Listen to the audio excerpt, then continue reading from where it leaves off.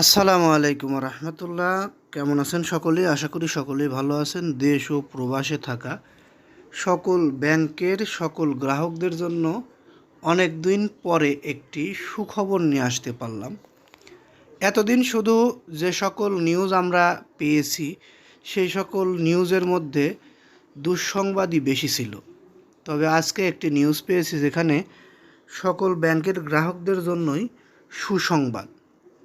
ব্যাংকের আমানতকারীদের টাকা পুরোপুরি নিরাপদ। এই টাকা নিয়ে কারো কোনো টেনশন করার কিছুই নেই। তারা একদম নো টেনশনে থাকতে পারে। এই টাকা তাদের আমানত 2 দিন আগে অথবা 2 দিন পরে তারা ফেরত পাবে। টাকা নিয়ে যেন কোনো ব্যাংক গ্রাহক এক চুলো টেনশন না করে। তবে হ্যাঁ, যে সকল ব্যাংক অতীব দুর্বলতায় পড়েছে তাদের টাকা ফেরত দেওয়ার একটি সময়ক্ষেপণ হয়েছে, তবে তারা আমানতের টাকা ফেরত পাবে। কারো টাকা মার যাবে না। এ বিষয়টি নিয়ে কথা বলেছেন এসবি ব্যাংকের চেয়ারম্যান। বিষয়টি আমরা আপনাদের মাঝে তুলে ধরছি আমাদের এই চ্যানেলের মাধ্যমে। একটু ধৈর্য সহকারে পুরো নিউজটি শুনলে বিস্তারিত বুঝতে পারবেন। South Bangla agriculture and commerce SB ব্যাংকের চেয়ারম্যান মোখলেসুর রহমান বলেন, ব্যাংকে আমানতকারীদের টাকা পুরোপুরি নিরাপদ আছে।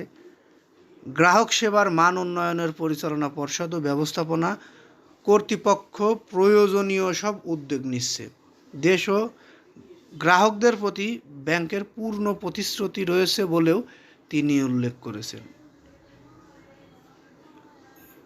এই ব্যাংকের আমানতকারীদের টাকা ফেরত দেওয়ার জন্যই বিভিন্ন সময় বিভিন্ন পদক্ষেপ নিয়েছে কর্মকর্তারা, অর্থাৎ ব্যাংক কর্তৃপক্ষ যারা, ব্যাংকের গভর্নর সহ অর্থ উপদেষ্টা ছিলেন তখন, এখন অর্থমন্ত্রী, প্রধানমন্ত্রী সবাই ব্যাংকের আমানতকারীদের আমানতের টাকা ফেরত পাবে অতীব দ্রুত এবং এই টাকাগুলো তারা ফেরত পাবে সুদ সমেতে।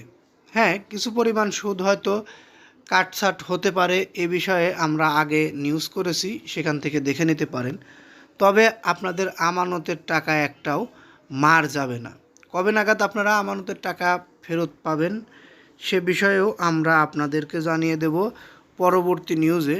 এখন পর্যন্ত আমাদের কাছে কোনো চূড়ান্ত সিদ্ধান্ত নেই পরবর্তীতে আবার কবে টাকা ফেরত দিবে, বিশেষ করে 5 ব্যাংকের গ্রাহকদের, সেই বিষয়টি নিয়ে আমরা কাজ করছি। অতি দ্রুতই হয়তো আপনাদেরকে আমরা জানাতে পারবো কবে নাগাদ আপনাদের আমানতের টাকা আবার এক ধাপে ফেরত পাবেন।